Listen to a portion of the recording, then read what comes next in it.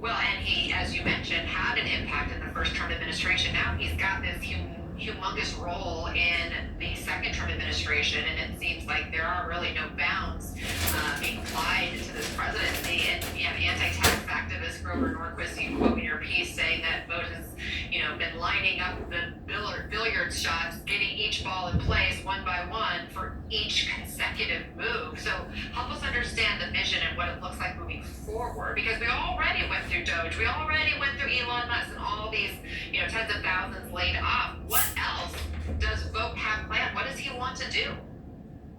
Vogt is in a lot of ways the anti-Musk. Musk kind of parachuted into Washington with so much chaos, so much haphazard action. Vogt has a really clear roadmap, a really clear plan, and his ultimate endgame is to continue to do these cuts, but he is orchestrating, essentially setting up a showdown in the Supreme Court.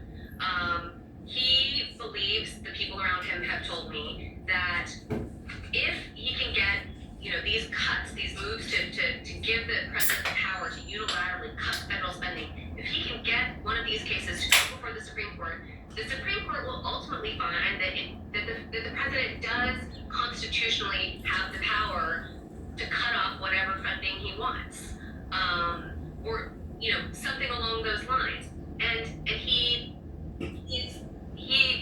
that happens, if that end game plays out in that way, then that really just reshapes the presidency and gives this president the power to really just cut down the government and legally.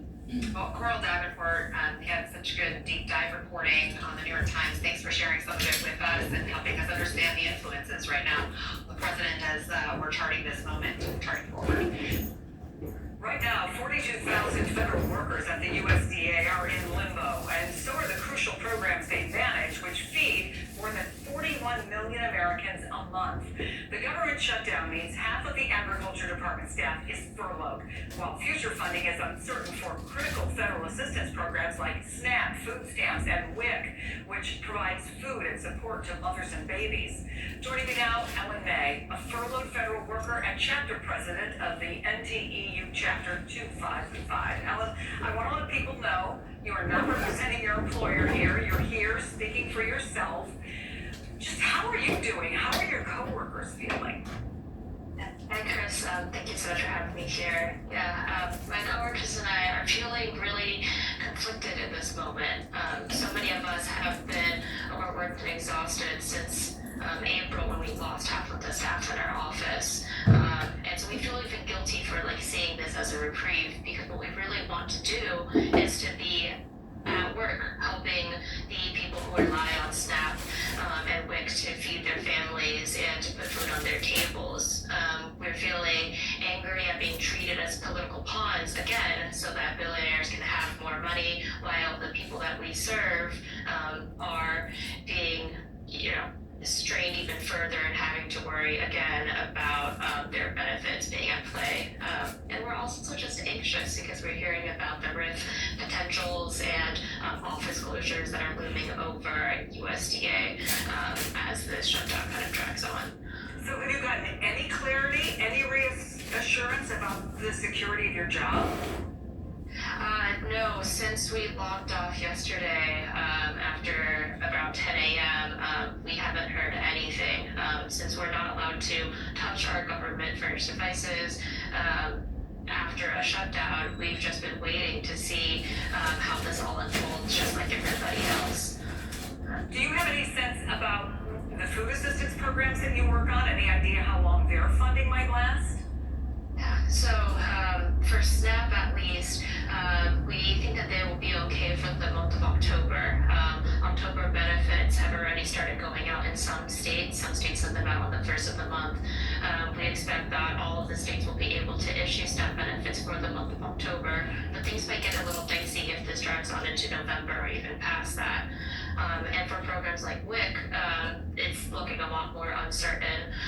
It's possible that they have funding for 3 days, maybe 1 week. Of course, we hope for longer. And we have other programs too. We have programs that get food packages to seniors and people living on tribal lands. We also have programs that get farm fresh produce into schools, and we don't know about the funding for those programs right now while we're in the middle of the shutdown. I want to play for you, if I can, what we heard from one woman. Now, she works at a food bank now, but she used to be a recipient of food assistance herself. Take a listen.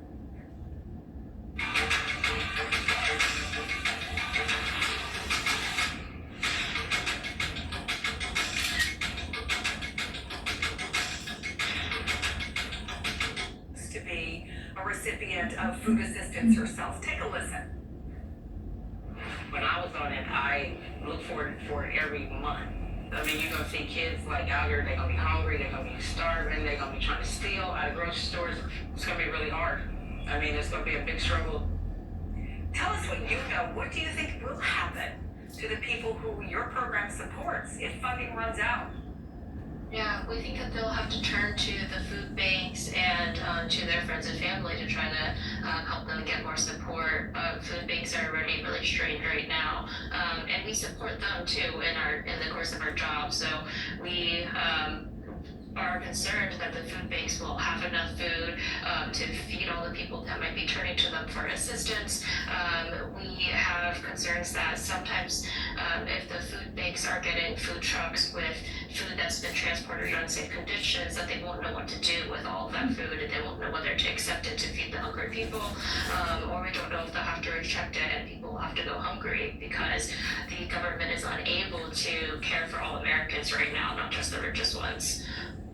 Ellen May, I can't imagine being in your shoes or your colleagues, and the work you do is something that we should be proud of, and I'm sorry you're going through this. Keep in touch. Will you let us know how it's going? Yes, of course. Thank you so much, Chris, for having us on here. And I'll definitely keep in touch. Thank you so much. Ellen, thank you. Joining us now, MSNBC congressional reporter Michael Schnell, NBC News White House correspondent Vaughn Hilliard, and Semaphore White House correspondent Shelby Talcott. Michael, any movement today? Yeah, Katie, not really. Look, I will caveat that with the fact that both the House and Senate are out of session today in observance of Yom Kippur, the Jewish holiday, but still not a lot of action up here. We did hear from Speaker Mike Johnson and his leadership team a little bit earlier this morning, and they had stuck by the same talking points, arguing that the onus of this shutdown is on Democrats, and then the best way to reopen the government is to pass that House-passed continuing resolution that was crafted by Republicans. Listen to a taste of what Speaker Johnson had to say. People say, why aren't you negotiating with Schumer and Jeffries? Because I quite literally have nothing to negotiate. There's nothing I could pull out of the bill that was a Republican priority to say, oh, we won't do that. Why don't you guys vote for it now? I don't have anything. I didn't put anything in it to send it over. I'm stunned. I'm stunned. They have decided to shut the government down and hurt people. It is on them 100%. Now, Katie, we know that just agreeing to that Republican-crafted stopgap bill is a non-starter among the majority of Senate Democrats. Now, we are aware that some conversations are underway in a bipartisan fashion in the Senate about potentially finding an off-ramp to the current situation. We saw some of those huddles happening on the Senate floor yesterday. Senate Majority Leader John Thune said it was his understanding that they would continue today. But what that bipartisan off-ramp could be, that agreement to reopen the government, really remains elusive as of now. Now, what does the schedule for the next few days look like? The Senate is going to be back here in the Capitol tomorrow. They'll be holding a pair of votes, first on that Democratic-crafted stopgap that includes the Obamacare subsidies and other health care provisions. We're expecting that to fall short of the 60-vote threshold needed to move forward. Senate will also vote on that Republican-crafted stopgap again. Similarly, we expect that to fail as well. Then the path forward remains unlikely, though John Thune, saying this morning that he doesn't expect the Senate will remain in recess over the weekend, which, Katie, that means the shutdown could likely extend into next week. Yeah, sounds like it. All right, so who is to blame for the shutdown according to American voters? Here is a Washington Post text poll. 47% say Trump and the Republicans in Congress. 30% say Democrats in Congress. 23% not sure. This is 1,010 adults reached by text on October 1st. And then the other part of this, which is what this whole shutdown is about, these federal subsidies for healthcare. Here's what people say about that. 71% of the country wants to extend healthcare subsidies. 29% wants it ended as scheduled. It would end in January, and in some cases, premiums would triple to unaffordable highs for many Americans. Vaughn, where is the White House's head on that? Do these numbers stir them? Apparently not, because we have not heard any indication that they have any intention of relenting. And I think if the president was worried about it, I don't think that he would have been so explicit as to welcome shutdowns. He's done it in the past, and I think it's worth going back to just earlier this week. He has been very vocal, arguing that this is effectively, in some ways, an effective approach to cut down government. Take a listen. We can do things during the shutdown that are irreversible, that are bad for them and irreversible by them. Like cutting vast numbers of people out, cutting things that they like, cutting programs that they like. And you all know Russell Vought. He's become very popular recently because he can trim the budget to a level that you couldn't do any other way. And so, well, you could say Capitol Hill, right, for a little analogy. They're figuring out how the restaurant should be run moving forward. And then meanwhile, Russ Vought and Donald Trump are in the kitchen with the active ingredients in deciding what to slice and dice here. And those two men are here meeting this afternoon to go through potential firings across agencies and potential cuts of projects. He's threatened 16 Democratic states, their green energy projects. He's threatened the tunnel that is being constructed here in New York, a subway transformation project. So there's a lot on the line. And frankly, until the government is reopened, the Office of Personnel Management, they sent out to agencies stating very specifically that the OMB director is the one who is empowered to determine which federal workers are accepted and able to work. And right now, they are making the case, the OMB director, that those who would be processing the firings are crucial workers and workers that should continue to work. And Russ Vought has been dreaming about this since puberty, according to Utah Senator. Strange way to put it, but I guess that underscores how much he wants to slash the government. What's interesting, Shelby, is Donald Trump, listen, it's a risk, obviously, to shut down the government over anything. The Democrats are running that risk. They're hoping that banging on about healthcare subsidies right now as the exchanges open up for enrollment and as people are getting their notices for what next year's premiums are going to cost is going to make a difference. People are going to understand why they've shut down the government.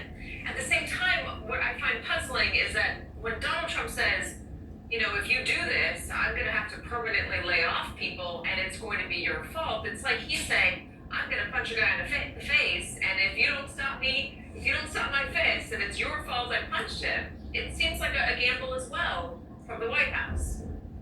I think anytime there's a shutdown, there's a gamble. Both sides are taking a gamble, and you never know ultimately who the American people are going to blame. But the White House is betting at the end of the day that Democrats are going to take the blame. And when I talk to White House officials, they remain confident in that, and they're not really hiding the ball with the fact that part of the result of this shutdown is that they want to, as a senior White House official described to me, force Democrats to understand the consequences of